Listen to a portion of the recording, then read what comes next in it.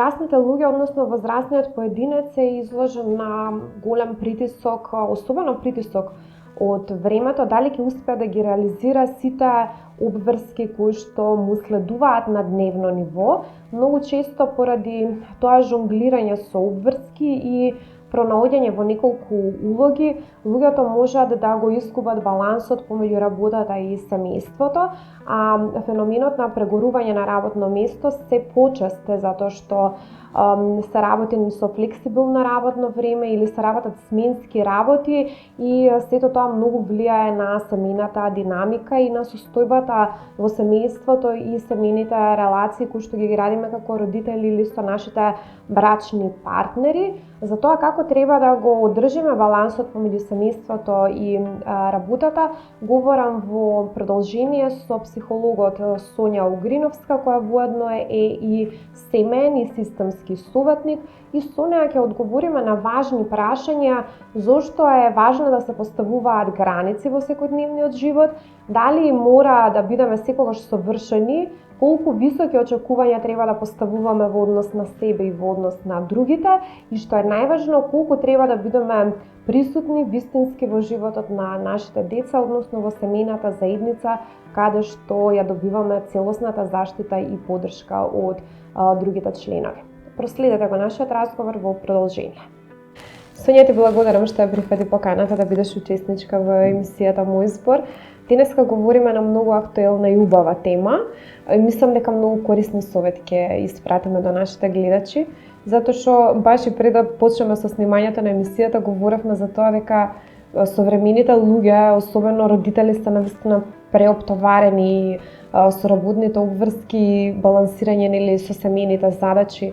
Обично работиме и по 2 работи, и по 2 смени во ова време, нели кога треба да се биде максимално продуктивен и да се преживее на некој начин, и кога ќе дојдеме веќе дома исцрпени, немаме енергија за ништо. Како да го направиме тој баланс и колку прегорувањето на работно место практично зема данок кога се во прашање семејните односи и родителството? Точно, актуелна тема и во ова современо живење. Работата е она што представува главна потреба и услов за се друго да функционира. И семејството, и партнерството, и во животот. Некој кој што сака да функционира и да оформи семејство, да живее еден комотен живот, мора да работи. А работата понекогаш, претежно и кај повеќе ризични професии, кои што не би ги набројувала, кај секоја професија може да се јави прегорување, најмногу кај социјални работници, здравствени работници, многу други, менаџери, па и новинари, можем да кажем, и новинари, слободно. спортисти, оние кои што немаат работно време, тргнале во животот да го прават тоа со цел финансија, односно да обезбедат се она што им треба. Покрај машката популација и женската популација во денешно време и е некако наложено и потреба и желба и самата женска популација ја чувствува таа внатрешна потреба сами да заработуваат и да се градат кариерно. Ова го спомнувам затоа што последните истражувања направени покажуваат дека помеѓу тоа жонглирање меѓу професијата и семејството повеќе страда женската популација, односно мајките. Не дека родителите се повеќе мајката има таа улога и двајцата некогаш, односно често се во улога да дадат внимание, поддршка и нега на детето, но кога имаме некоја криза, посебно кај помали деца, тука повеќе се погодени мајките. Зошто? Затоа што тие се грижат и за куќата, односно за домаќинството повеќе. Се грижат и за сите предизвици во развојниот период на децата. Се грижат доколку се јави некој предизвик со децата во училиште. Често поминуваат со нив по дома, завршувајќи ги и задачите со нив и помагајќи им во врска со училишните предизвици кои што ги имаат. тешко е да се балансира, бидејќи кога настанува стрес, односно замор, прегореност од работа, тогаш енергијата станува многу пониска. Што се случува дома во однос на функционирањето со партнерот и со децата, односно кон робородителската улога? Многу емоции стануваат потиснати и многу често не само потиснати, се јавуваат и други одбранбени механизми кои што се побројни и поприсутни, така што и комуникацијата станува понапната. Фрустрацијата и лутината од работа се пренесува и дома.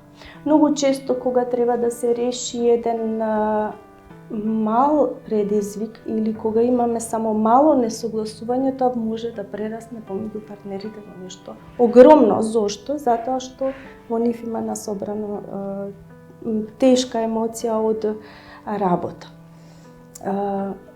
Можам да кажам дека како двајцата родители ова да го надминат и како да си помогнат едни со други, начинот е тоа што поддршката и онаа комуникација која што треба да биде присутна е таа во која што има автентично искажување на сопствените потреби и сопствените грижи и сопствените стравови понекогаш од тоа што може да се случи.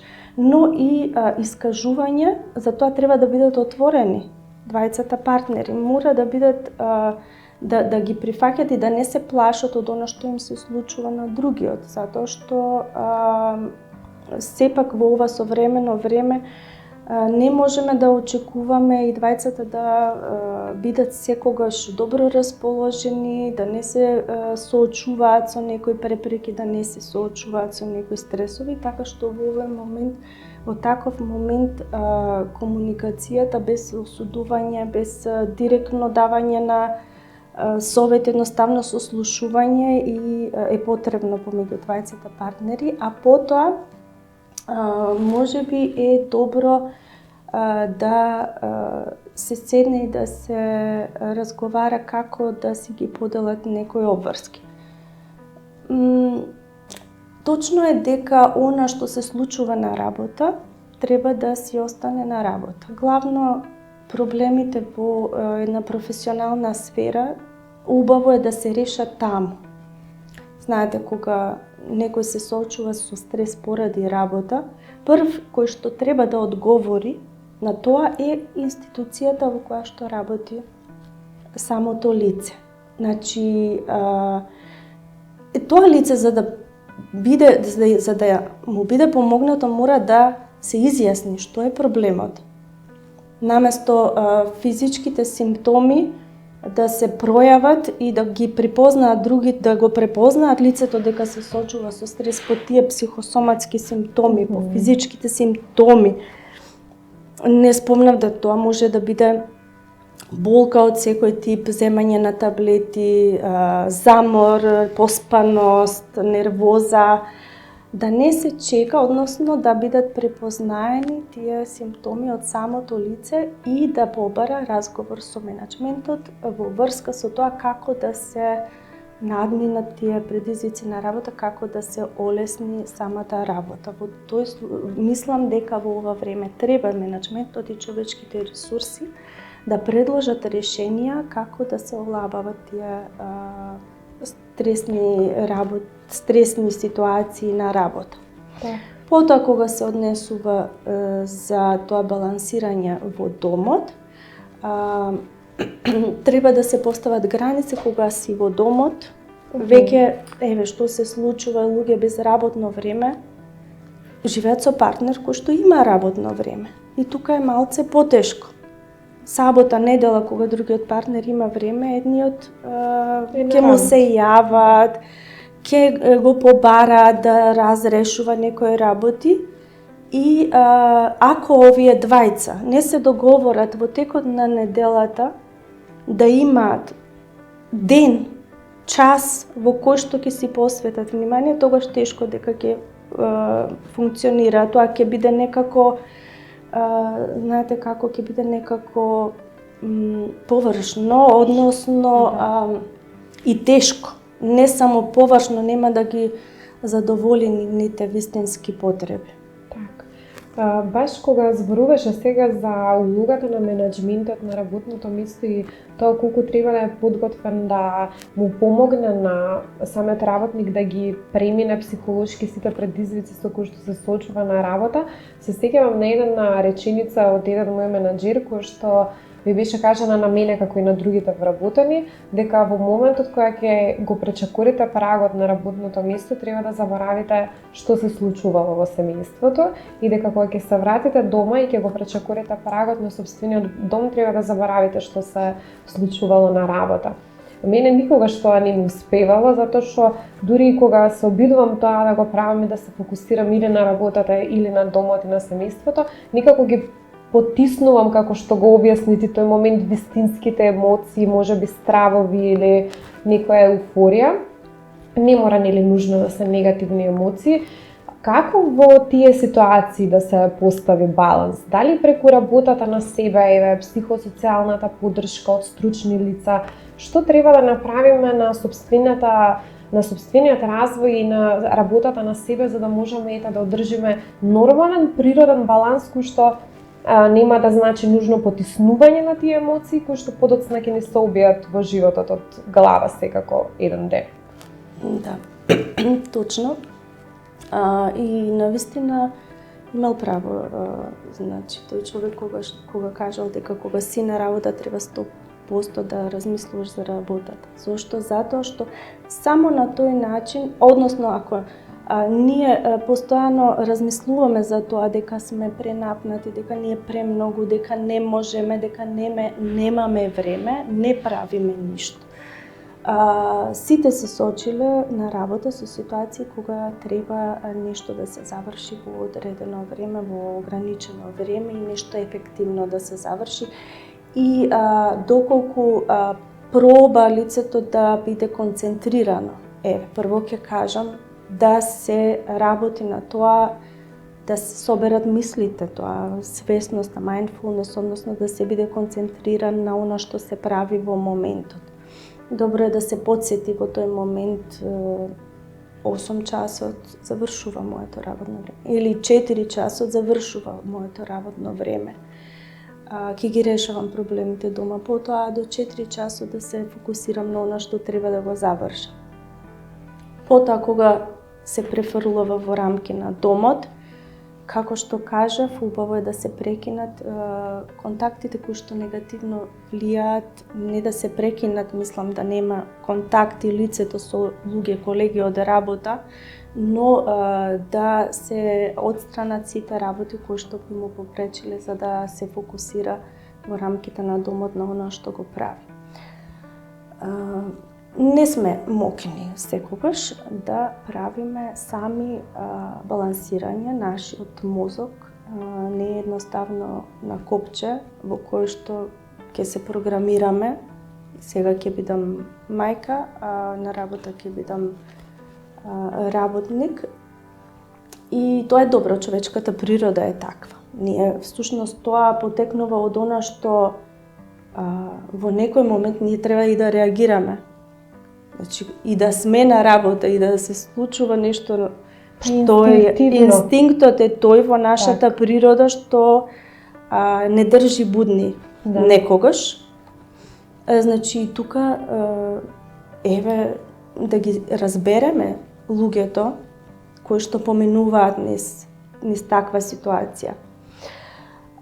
Дополнително, ако сето ова преборување потикнува симптоми кои што наштетуваат и може да се јават проблеми во функционирањето на личноста, како физички симптоми, болести, така натаму, замор, исцрпеност, проблем во комуникацијата во семејството, ако децата почна да се однесуваат различно или да пројават некои психосоматски симптоми и проблеми во однесувањето и така натаму, е сигнал, глас, дека нешто посериозно се случува. Не е на одмет да се побара психолошка помош или помош во вид на психотерапија или советување. Таа личност, освен тоа, може и предходно да комуницира со блиски луѓе, со колеги, колешки, да знае дека не е сама, некогаш да слушне совет од нив како, да се охрабри, да признае дека нешто и се случува, за да може тоа да го работи со психологот. Кога имаме психолошка поддршка или и потоа поширока поддршка социјална или од околината, може полесно да се надмине сето ова. Ова е во вид на емоционалната, односно психосоцијалната поддршка, која што може да се искористи за да се надмине ваква ситуација, но исто така и она што околински, односно во контекст се случува, е поврзано, односно важно за да се надмине ова. Значи тоа се паузи, односно паузи повеќе на работа кога имаме постресна работа. Видете, не пак ќе спомнам, има луѓе со ризични професии и треба да се стави стоп и треба да знаат кога да застанат. Значи не може во здравство да некој прегорен да работи или некаде кај што има професија од каде што се бара работа и насоченост, фокусираност без можност за грешки. Да. Така.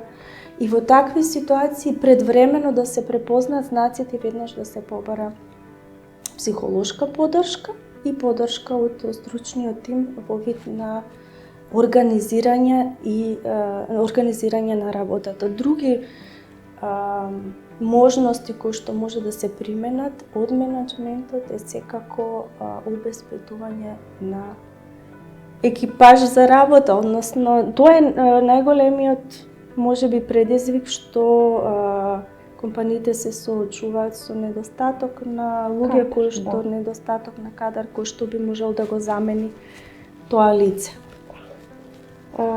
Исто сакав да те прашам со однос на тоа дека работиш со родители со возрастни, меѓутоа и како семеен и системски советник и психотерапевт и психолог, работиш и со деца.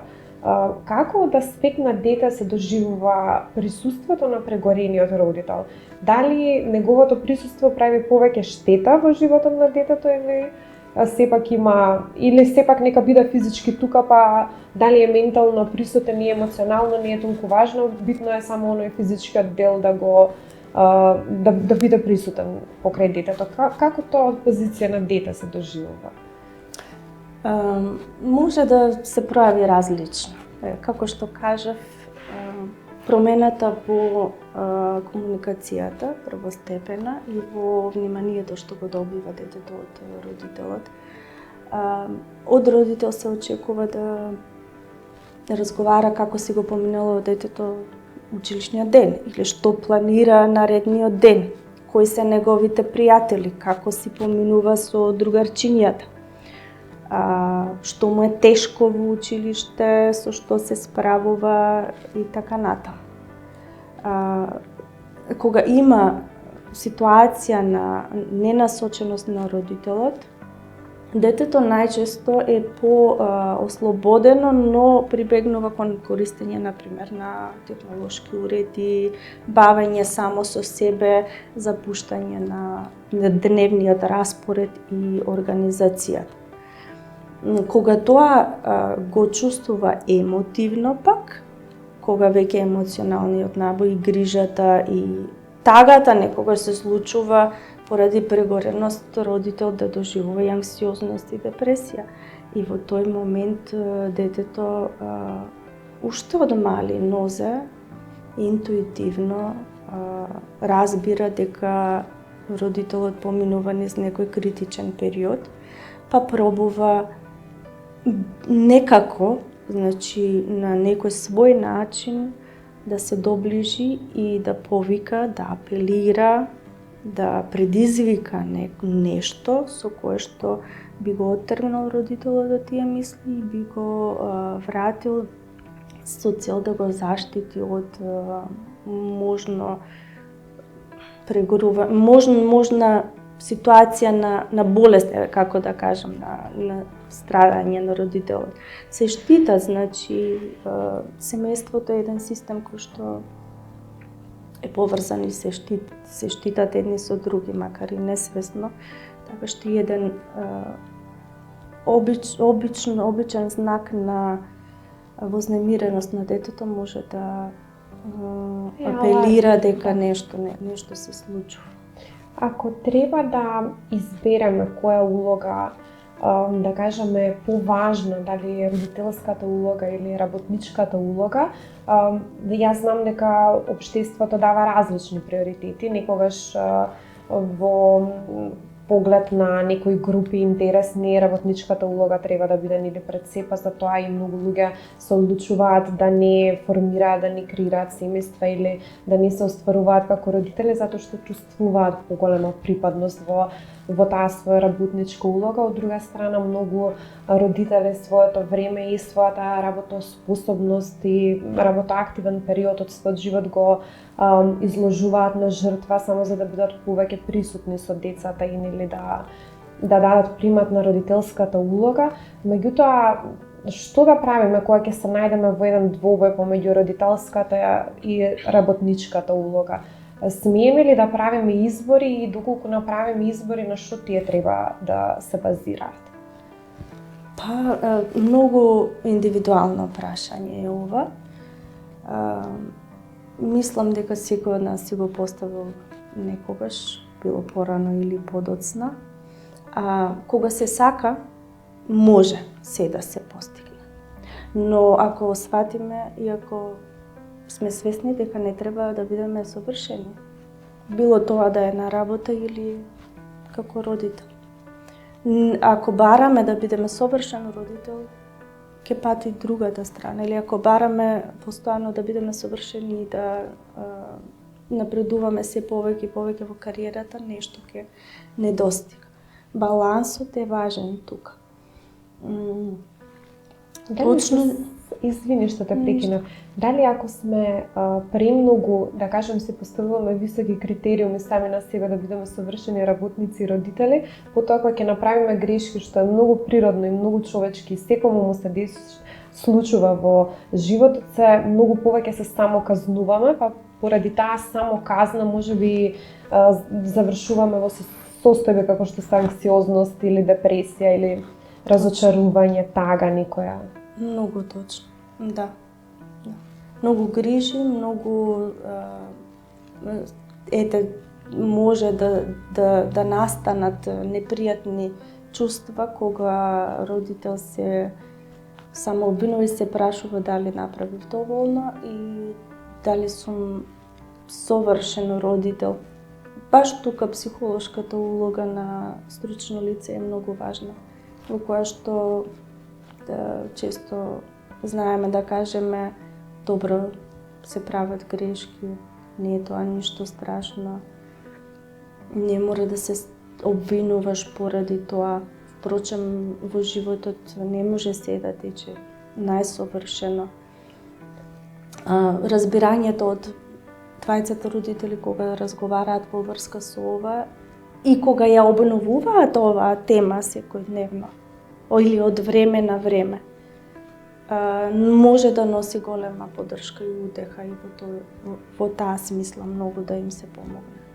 Така, ти благодарам, Сонја, за денешниот разговор. Мислам дека испративме важни пораки, дека луѓето не треба да имаат високи очекувања ниту од себе, ниту такви високи очекувања да им поставуваат ниту на другите. Едноставно треба да сме креативни, треба да сме слободни и, како што рече, многу да внимаваме на тој баланс што го правиме, затоа што еден човек денеска живее во различни улоги и така сме просто и создадени да живееме, да исполнуваме различни улоги во нашето секојдневие и тука треба да си дадеме малку повеќе слобода, малку повеќе слободна волја и малку повеќе простор да бидеме креативни, па макар и на сметка на тоа да погрешиме затоа што и грешките нели се составен дел од развој на еден поединец и не би ни научиле ништо во животот доколку не сме правеле грешки и не сме имале повторни обиди да ги исправиме тие грешки.